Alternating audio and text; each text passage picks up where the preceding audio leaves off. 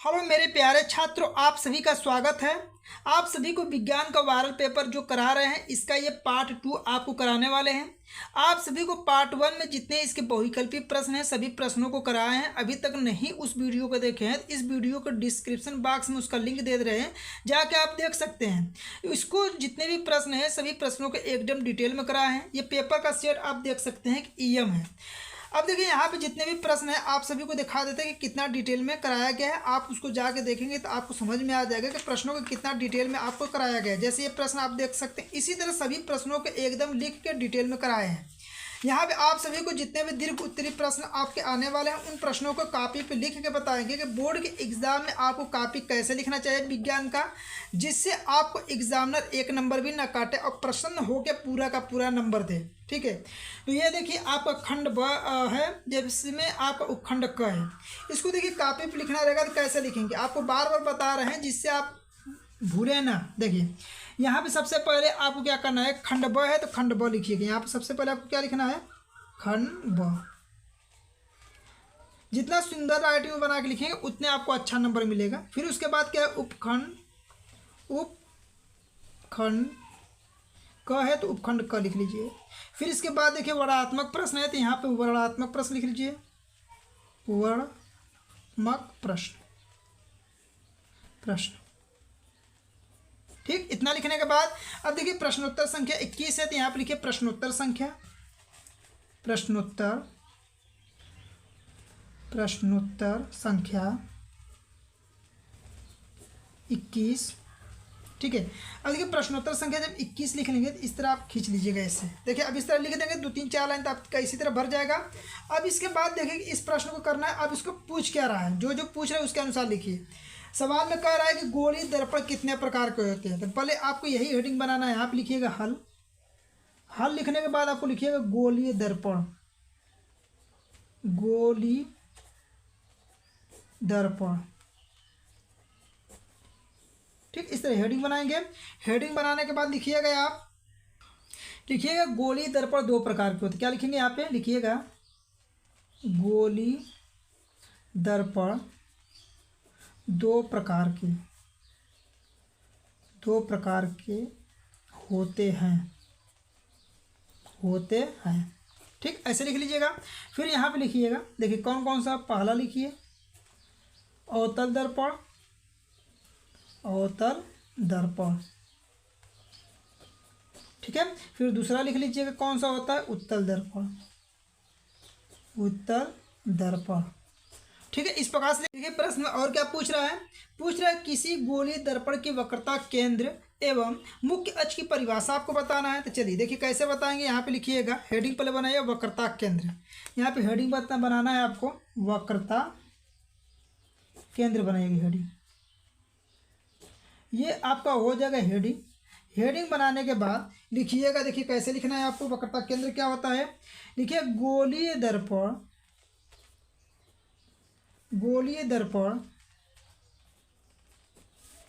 जिस खोखले गोले का भाग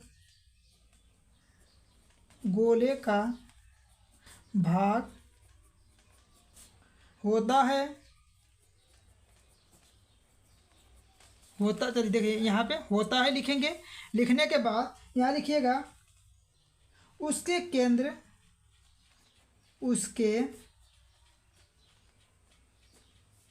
केंद्र को दर्पण का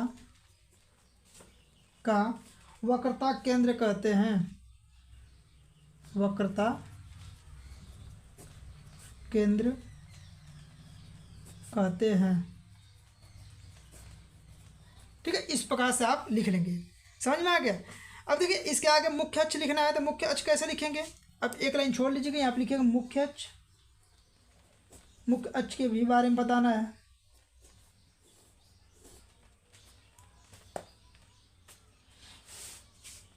देखिए वक्रता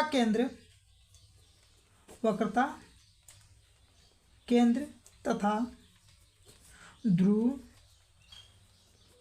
से होकर जाने वाली सीधी रेखा,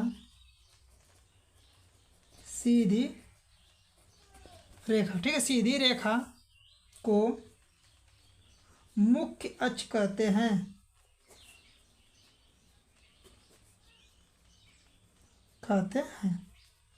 यदि आप इसमें चित्र बनाना चाहते हैं चित्र भी बना दीजिएगा, चित्र बना देंगे तो और अच्छा रहेगा। देखिए चित्र कैसे बनाना, ऐसे बनाइएगा, यहाँ से देखिए ये आपको हो जाएगा और यहाँ से ऐसे खींच लीजिएगा, ठीक है। यहाँ पे ये क्या हो जाएगा, यहाँ पे फोकस हो जाएगा और यहाँ पे हो जाएगा, यहाँ पे नाम लिख दीजिए, ये लिख दीजिए क्या है आपका वक्रता केंद्र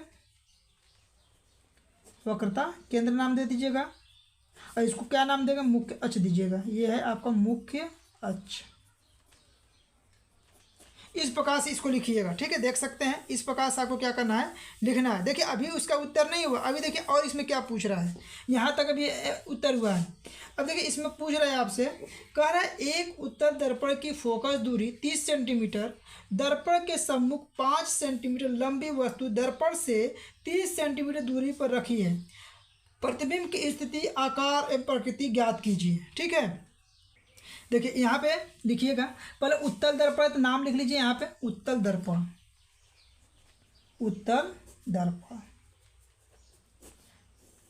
अब देखिए इसमें दिया क्या क्या है आपका, कह रहा है उत्तल दर्पण की फोकस दूरी, तो यहाँ पे लिखिए फोकस दूरी को स्मॉल एफ से दिखाते हैं। यहाँ पे कितना है 30 सेंटीमीटर और फोकस दूरी जो उत्तल दर्पण का होता है प्लस में होता है। फिर यहाँ पे दिया है दर्पण के सम्मुख 5 सेंटीमीटर लंबी वस्तु। जब लंबी वस्तु है तो वस्तु की लंबाई क्या दिया है आपका, वस्तु की लंबाई एच बराबर कितना दिया है 5 सेंटीमीटर, ऊंचाई दिया है 5 सेंटीमीटर। फिर इसके बाद क्या दिया, आगे पढ़िए, वस्तु दर्पण से 3 सेंटीमीटर की दूरी पर रखा है। तो दर्पण से वस्तु की दूरी, दर्पण की वस्तु से दूरी इसको किससे दिखाते हैं, यू से दिखाते हैं। यू बराबर कितना दिया है आपका 30 दिया है ना, तो 30 लीजिएगा, यहाँ पर लिख लीजिए 30, और यू का मान हमेशा माइनस में होता है 30 सेंटीमीटर। अब यहाँ पूछ क्या रहा है, प्रतिबिंब की स्थिति, आकार एवं प्रकृति के बारे में पूछ रहा है। तो प्रतिबिंब की स्थिति ज्ञात करने का मतलब भी का मान आपको ज्ञात करना है, ठीक है। अब देखिए दर्पण के लिए एक ही फार्मूला होता है, वो फार्मूला है तो 1/f बराबर 1/v प्लस 1/u। अब यहाँ रख के मान को हल कर लीजिए। 1/f, एफ का मान कितना है 30 है, तो 30 रखिए, बराबर 1/v का मान ज्ञात करना है प्लस 1/u का मान कितना है -30 है। अब इसको पहले हल करते हैं फिर इसके बाद उत्तर देते हैं। देखिए 1/30, देखिए ये माइनस है ना, तो ये माइनस इधर आके क्या हो जाएगा, प्लस हो जाएगा, तो 1/के कितना हो जाएगा 30 हो जाएगा, ठीक है। और ये कितना हो जाएगा 1/v हो जाएगा। थोड़ा सा रुक जाइए, थोड़ा सही है, ठीक है। अब देखिए यहाँ पे आपका हर में देखिए 30 है, तो ऊपर जोड़ लेंगे, एक कितना हो जाएगा 2/30 हो जाएगा, यहाँ हो जाएगा 1/v। अब देखिए यहाँ पे क्या हो जाएगा, 2 से कटेगा कितने बार में, 15 बार में, ये हो जाएगा 1/15 बराबर 1/v, ठीक है। अब भी ऊपर जाएगा, या भी ऊपर जाएगा तो 15 भी ऊपर चला जाएगा, तो 15 हो जाएगा आपका यहाँ पे, और यहाँ पे भी हो जाएगा। तो भी किस में मान आ रहा है, प्लस में आ रहा है, ये ध्यान रखिएगा, ये तो भी का मान आ गया। अब इसके साथ में देखिए यहाँ पे आपको प्रतिबिंब की स्थिति, आकार एवं प्रकृति, आकार भी बताना कि कितना बड़ा प्रतिबिंब बन रहा है, तो उसके लिए आपको आवर्धन लगाना पड़ेगा। तो देखिए आवर्धन बराबर क्या होता है उत्तल दर्पण के लिए, आवर्धन, ठीक है। आवर्धन को यम से दिखाते हैं, इसका फार्मूला होता है H' बराबर -v/u होता है, ये फार्मूला होता है, बस यहाँ पे मान रख के हल कर लीजिए। H' मतलब प्रतिबिंब की ऊंचाई होता है, H' ज्ञात करना है, बटा में H का मान कितना है यहाँ पे, तो यहाँ पे देखिए H का मान यहाँ सवाल में दिया है, H का मान 5 हो तो 5 रखिए, बराबर माइनस, और v का मान कितना है, तो देखिए v का मान आप हल करके 15 लाए हैं, इसी 15 को यहाँ पे रख लीजिए। चलिए यहाँ पर रख के हल करते हैं, तो यहाँ 15 है और बटा में u का मान कितना है, u का मान -30 है, तो -30 रख लीजिए। देखिए माइनस से माइनस क्या हो जाएगा, कट जाएगा, 15 के 15, 15 दूना के 30 हो जाएगा। H' बराबर कितना हो जाएगा, 5 के 1 में गुणा करेंगे 5 और 5/2, तो H' बराबर क्या भाग देंगे 2.25, ठीक है। यहाँ पे भाग दे, 2 दूना के 4, 2 5 10 होगा, ठीक है। ये इतना होगा, थोड़ा सा रुक जाइए, देखिए 2 दशमलव कितना हो जाएगा, 5 सेंटीमीटर हो जाएगा। यानी प्रतिबिंब की ऊंचाई कितना हुआ, एच डैश बराबर 2 दशमलव इतना हो। इसको आंसर जो आएगा इसको घेर लीजिएगा, घेर लेंगे। अब घेरने के बाद देखिए लास्ट में आपको क्या लिखना है, यहाँ पे लिखिएगा उत्तर आंसर। अब आंसर लिखेंगे, देखिए कैसे लिखा जाता है, ये भी ध्यान रखिए ना कैसे लिखना है आपको। लिखिएगा वस्तु का प्रतिबिंब कैसा बनेगा, प्रतिबिंब जो बनेगा, प्रतिबिंब देखिए प्लस आने का मतलब कि प्रतिबिंब सीधा बनेगा। प्रतिबिंब कैसा बनेगा, सीधा बनेगा। फिर इसके अलावा दर्पण के पीछे कितना सेंटीमीटर के, दर्पण के पीछे देखिए प्लस में भी आया है ना, प्लस भी आया तो दर्पण के पीछे कितना, 15 सेंटीमीटर की दूरी पे बनेगा। 15 सेंटीमीटर की दूरी पर और कितना है, 2.5 गुना दूरी पर 2.5 सेंटीमीटर लंबाई का बनेगा। बस इस तरह आपको इतना लिखेंगे तब जाके आपको 4 नंबर मिलेगा। जितना बताया अभी 4 नंबर का प्रश्न आपको हल करने का तरीका सिखाएं। अब जितना इसमें प्रश्न पूछा रहेगा सभी के बारे में आपको लिखना है, ठीक है। इसमें से कोई भी आप छोड़ेंगे तो आपका नंबर कट जाएगा। अब देखिए आपके सामने अगला नंबर का प्रश्न है 22वां कि आँख की समंजन क्षमता का अर्थ समझाइए। किसी उत्तल लेंस द्वारा प्रतिबिंब बनाने के लिए किरण आरेख बनाइए, जबकि वस्तु लेंस से 2f दूरी पर हो, वस्तु 2f एवं अनंत के बीच हो। यह टोटल कितने नंबर का, 4 नंबर का प्रश्न है। इसमें कब प्रश्न पूछ दे, एक ये प्रश्न पूछा है, दूसरा, तीसरा, 3 प्रश्न पूछा है आपसे। तो चलिए इसका आंसर बताते हैं। देखिए आँख की समंजन क्षमता में लिखिएगा, नेत्र की समंजन क्षमता वह क्षमता होती है जिसके कारण आँख अपनी फोकस दूरी को समायोजित करके निकट और दूर की वस्तुओं को रेटिना पर फोकस करता है। इसे हम क्या कहते हैं, समंजन क्षमता कहते हैं। अब इसको दिखाने के लिए देखिए आप इस प्रकार से चित्र भी बना सकते हैं कि अनंत से जो जाएगा इसका प्रतिबिंब कहाँ पे बना देंगे, रेटिना पर, और निकट बिंदु पर अगर 25 सेंटीमीटर की दूरी पर तो उसका भी प्रतिबिंब कहाँ पर बनाना चाहिए, मानव नेत्र में रेटिना पर ही बनाना चाहिए। तो ये होता है आपका समंजन क्षमता, ठीक है। देखिए इसमें सवाल और पूछ रहा है, वस्तु लेंस से 2f की दूरी पर हो, वस्तु 2f एवं अनंत के बीच हो। तो देखिए इसका कैसा आप चित्र बना के देखिए इस प्रकार से यहाँ देख लीजिए, आप देख लेंगे, रिवीजन हो जाएगा आपका। पहला है कि जब वस्तु अनंत और 2f1 के बीच हो, यानी 2f1 कहे चाहे 2f के बीच कहे, तो आपको इस तरह बनाना है। देखिए अनंत और 2f1 के बीच में वस्तु को रखेंगे तो इससे पहले मुख्य अक्ष के समानांतर गुजारेंगे तो f2 फोकस से होकर जाएगा। दूसरा प्रकाशिक केंद्र से गुजारेंगे तो आपका क्या होगा, इस प्रकार से जाएगा प्रकाशिक केंद्र से, और यहाँ पे प्रतिच्छेद जहाँ पे करेगा यहीं पे प्रतिबिंब बन जाएगा। यानी प्रतिबिंब कहाँ पे बन रहा है आपका, f2 और 2f2 के बीच में बन रहा है। देखिए इस तरह आप चित्र बनाइएगा। चित्र बनाने के बाद अब यहाँ पे लिखिएगा, जब वस्तु अनंत और 2f1 के बीच हो तो वस्तु का प्रतिबिंब वास्तविक बनता है, उल्टा बनता है, वस्तु से छोटा, तथा f2 तथा 2f2 के बीच बनता है। इस प्रकार से आपको लिखना रहेगा।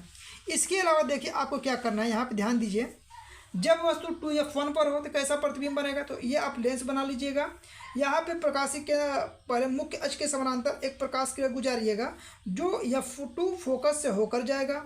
दूसरा प्रकाश किरण प्रकाशिक केंद्र से गुजारिएगा जो एक दूसरे को काटेगा, प्रतिच्छेद करेगा, यानी 2f2 पर प्रतिच्छेद करना चाहिए, यहीं पे इसका प्रतिबिंब उल्टा बनेगा। तो लिखेंगे कैसे, जब वस्तु 2f1 पर हो तो वस्तु का प्रतिबिंब वास्तविक बनेगा, उल्टा बनेगा, वस्तु के बराबर एवं 2f2 पर बनता है। देखिए आपका 23 नंबर का सवाल है। इस सवाल को कैसे करेंगे, ये भी आपके बोर्ड के एग्जाम में कितने नंबर का पूछेगा, ये टोटल 4 नंबर का पूछेगा। तो देखिए इस सवाल को लगाना रहेगा तो पहले सवाल को पढ़ लीजिए, दिया क्या है। प्रतिरोधों के समांतर संयोजन के किन्हीं 2 लाभों का उल्लेख कीजिए। लाभ इसके बारे में बताना, लिख लीजिएगा। दिए गए परिपथ में प्रत्येक परिपथ में प्रवाहित धारा तथा परिपथ में प्रवाहित संपूर्ण धारा का मान ज्ञात करना है। तो प्रतिरोध में प्रवाहित धारा ज्ञात करना है, साथ में परिपथ में प्रवाहित संपूर्ण धारा आपका कितना है वो ज्ञात करना है। समझ में आ गया। देखिए इस सवाल को लगाने से पहले इस चित्र को बनाएंगे। चलिए हम चित्र बना देते हैं। यहाँ पे देखिए ये 23 नंबर का है। अपना प्रश्नोत्तर संख्या जैसे डाल रहे हैं प्रश्नोत्तर संख्या अपना डाल लीजिएगा। आप तो सीख गए होंगे प्रश्नोत्तर संख्या डालना। अब यहाँ पे देखिए आपको चित्र बना देते हैं। पहले चित्र आप अच्छे से बना लीजिएगा, जितना अच्छे से चित्र बना सकते हैं उतने अच्छे से बना लीजिएगा। देखिए एक ऐसे बनाइएगा, ठीक है। दूसरा क्या है, इसको बीचों बीच है तो यहाँ पे बीचों बीच बना लीजिएगा, एक यहाँ पे बना लीजिएगा, ठीक है। और तीनों एक जंक्शन पे कहीं मिला लीजिए। चलिए यहाँ पे मिला लेते हैं। यहाँ मिला लेंगे और यहाँ से ऐसे खींच लीजिएगा।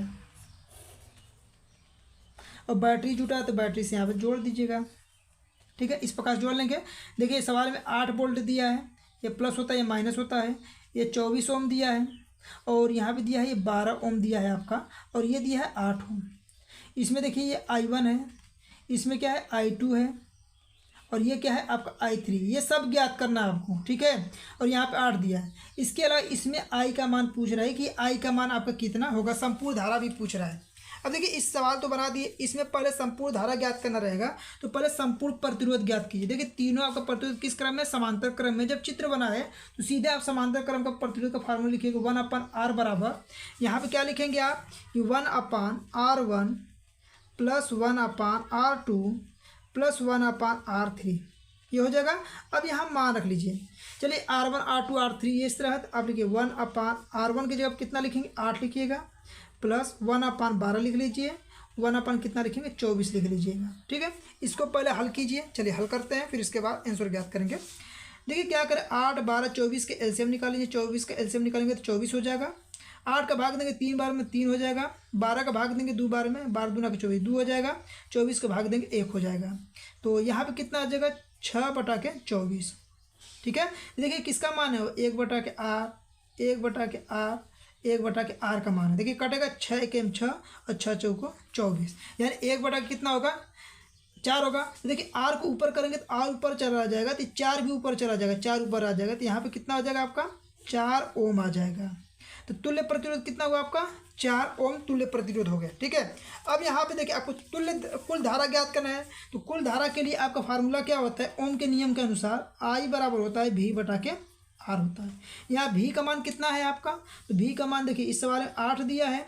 फिर यहाँ पे R का मान अभी कितना निकाले हैं, 4 निकाले हैं ना, 4 से कटेगा कितने बार में 2 एम्पियर हो जाएगा।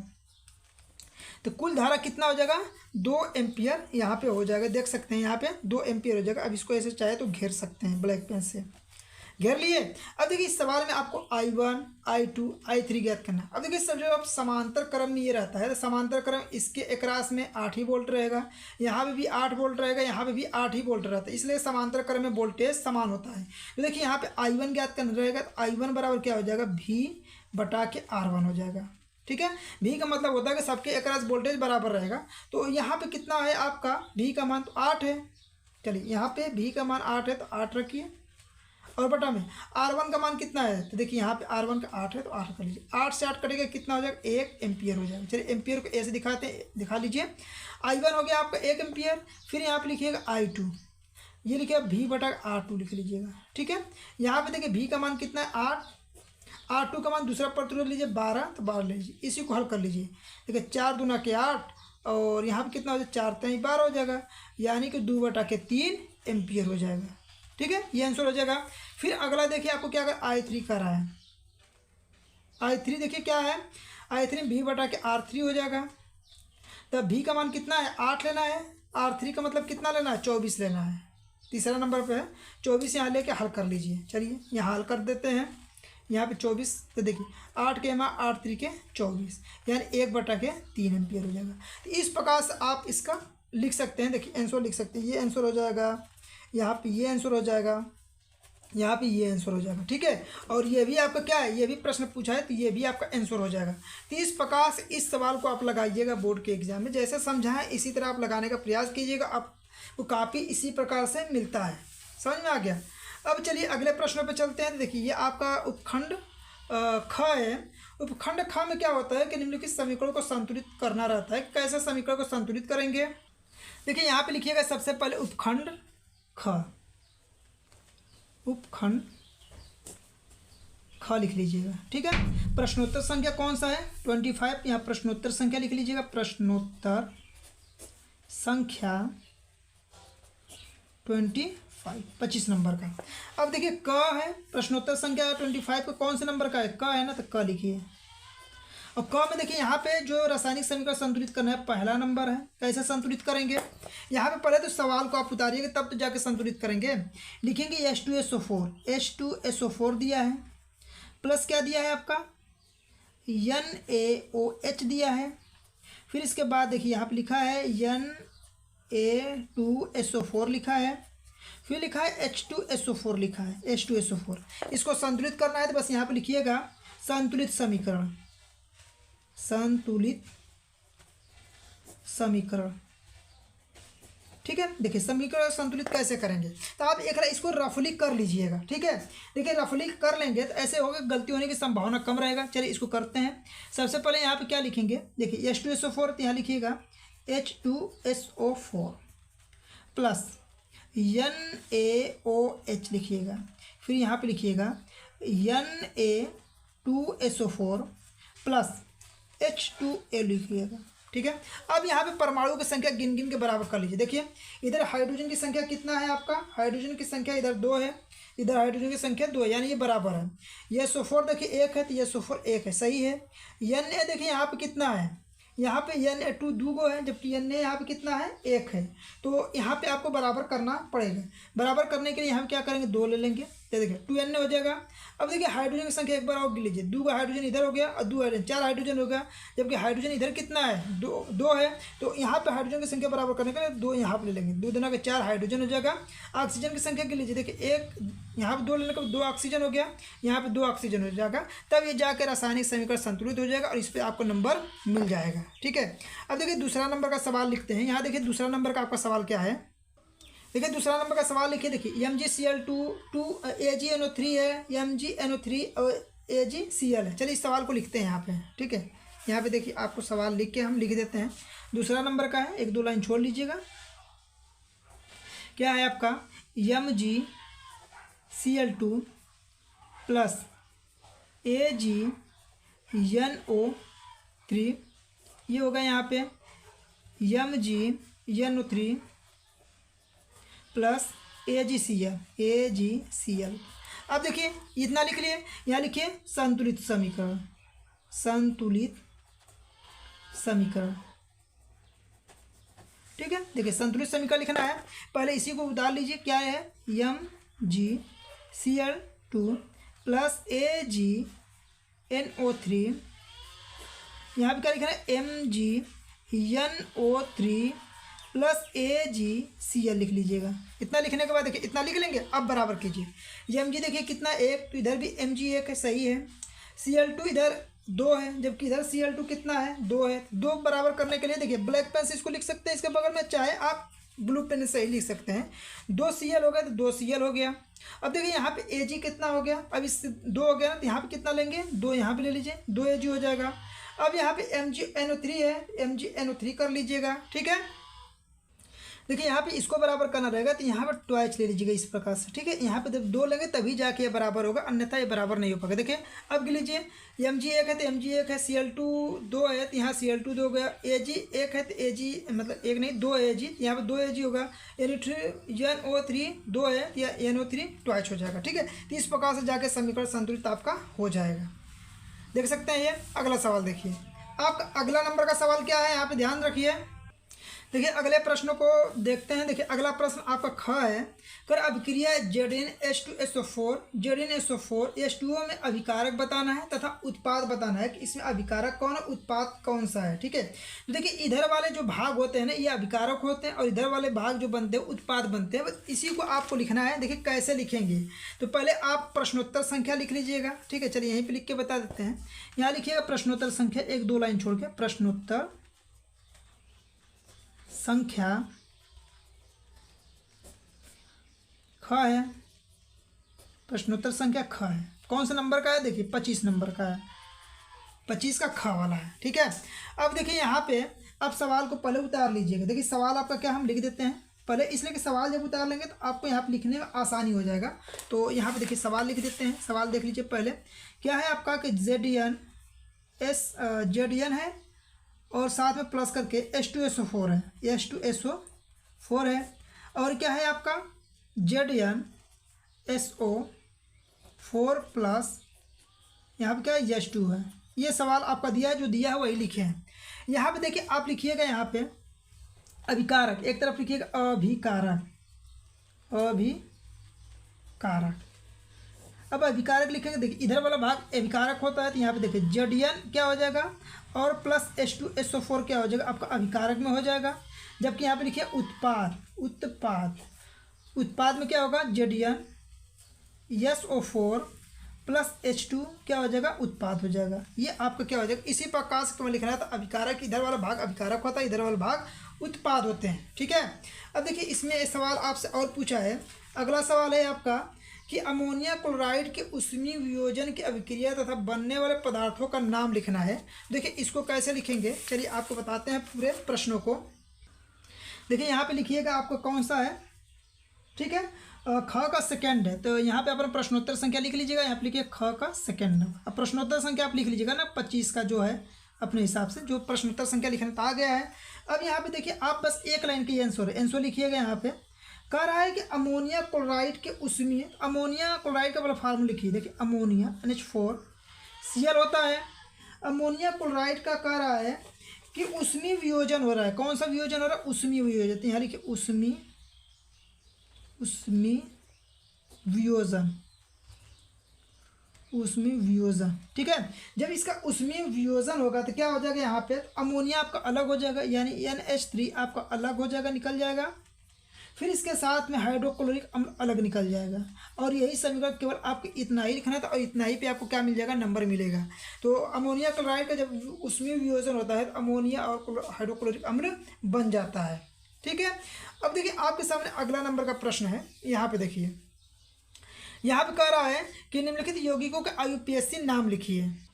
देखिए इसका IUPAC नाम लिखना कैसे लिखेंगे, ध्यान से देखिए।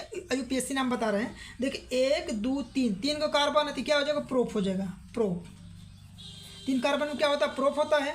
यहाँ पे देखिए C+O होने का मतलब एक कीटोन का है, इसमें क्या हो जाएगा, बस ओन जुड़ जाएगा, तो ये हो जाएगा प्रोपेनोन हो जाएगा। प्रोपेनोन क्या लिखेंगे, प्रोपेनोन। तो यहाँ पे इसका IUPAC नाम क्या हो जाएगा, प्रोपेनोन हो जाएगा, ठीक है। अब इसका देखिए कार्बन की संख्या कितनी है, 1 2 3 4 5 6। जब 6 कार्बन की संख्या होता है तो इसे बोला जाता है हेक्स। क्या बोलेंगे, हेक्सेन। चलिए हेक्सेन लिखिए, यहाँ पे क्या लिखेंगे, हेक्सेन।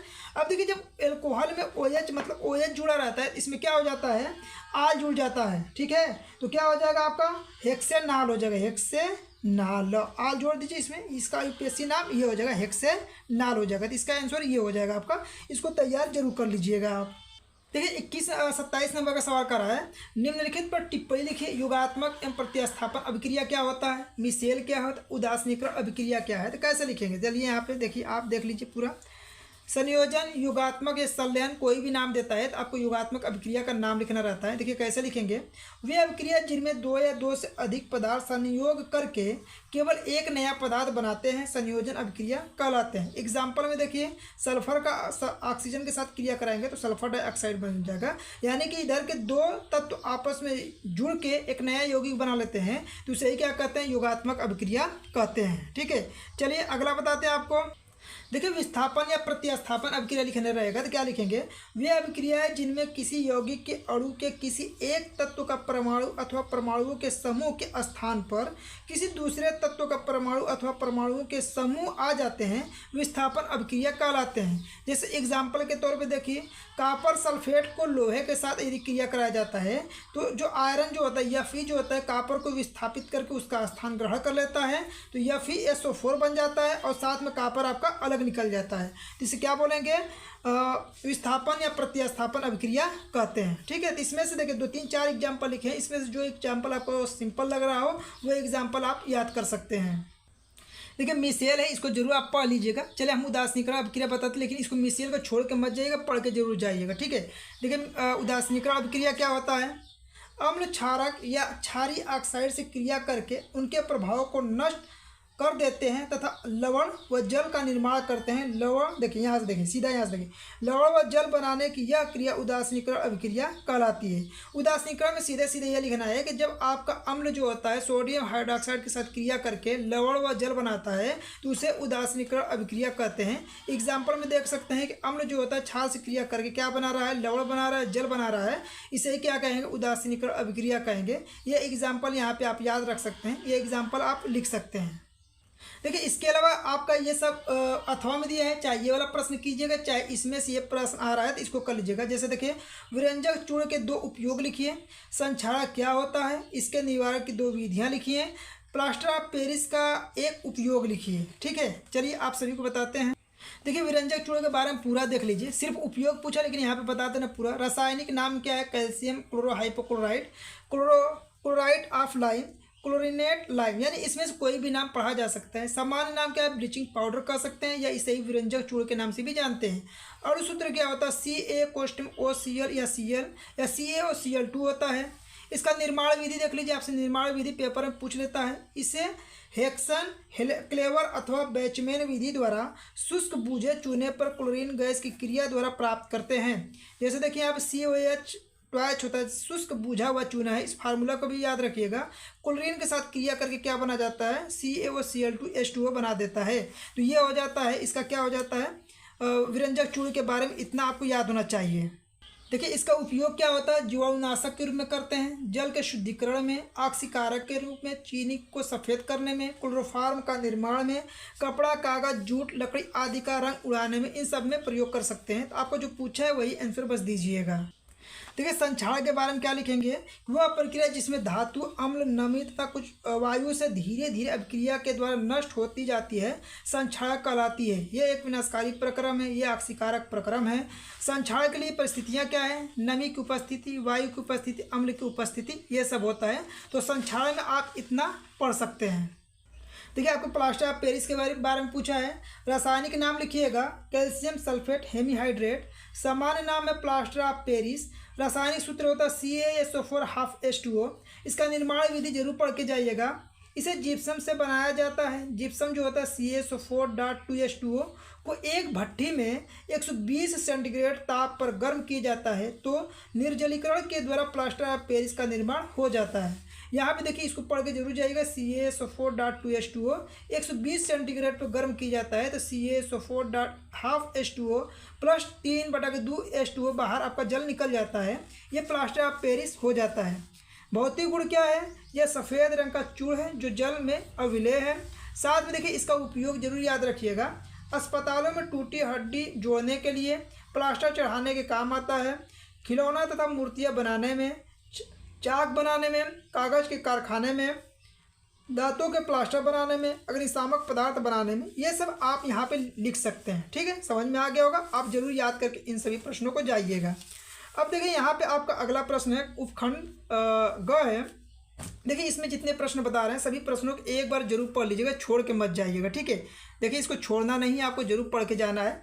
पाचन क्रिया से आप क्या समझते हैं? मानव पाचन क्रिया का सचित्र वर्णन जरूर कीजिए। अब पाचन क्रिया हो गया, जरूर पढ़ के एकदम चले जाएगा। मस्तिष्क हो गया, पाचन क्रिया हो गया, ये सब प्रश्न आप जरूर पढ़ लीजिएगा। यहाँ पे देखिए आपको क्या करना है कि विखंडन क्या होता है, पुनरुद्भवन क्या होता है, मुकुलन, इन सभी टॉपिकों को जरूर पढ़ के जाइएगा, छोड़ के मत जाइएगा। ठीक है, आपके पेपर में छपने वाले हैं सब प्रश्न। जीवाश्म में क्या होता है? पर्यावरण वाला जो चैप्टर है, इस चैप्टर को भी जरूर पढ़ के जाइएगा। जैव विकास के प्रमाण के रूप में उनकी भूमिका को वर्णन कीजिए, इस प्रश्न को साथ में पढ़ लीजिएगा। साथ में गैर परंपरागत नवीकरणीय ऊर्जा स्रोतों से आप क्या समझते हैं? कि 3 नवीकरणीय ऊर्जा स्रोतों का विस्तार लिखिए। ठीक है, इसके बारे में जैसे सूर्य ऊर्जा हुआ, पवन ऊर्जा हुआ, ये सब नवीकरणीय ऊर्जा के स्रोत होते हैं। इनको छोड़ के मत जाइएगा, जितने प्रश्न बता रहे हैं पढ़ के जरूर जाइएगा। यदि आप प्रॉब्लम हो रहा है तो कमेंट में लिख दीजिए, इसका ये सभी क्वेश्चन आपको करा देंगे। अगला देखिए कि पौधों में जल, खनिज, लवण एवं भोजन परिवहन स्थानांतर प्रक्रिया का विस्तार से वर्णन कीजिए। इन सभी प्रश्नों को भी कर लीजिएगा, इस प्रश्न को छोड़ के मत जाइएगा। अपना नोट्स जो बनाएंगे उस नोट्स से इसको देख के एक बार जरूर चले जाइएगा। ये संपूर्ण पेपर था। संपूर्ण पेपर को कम से कम समय में आपको बताने का प्रयास किए हैं। जो क्वेश्चन आप स्वयं पढ़ सकते हैं उसको छोड़ दिए हैं, और जो क्वेश्चन आपसे नहीं लग सकता था उस क्वेश्चन को समझाने का प्रयास किए हैं।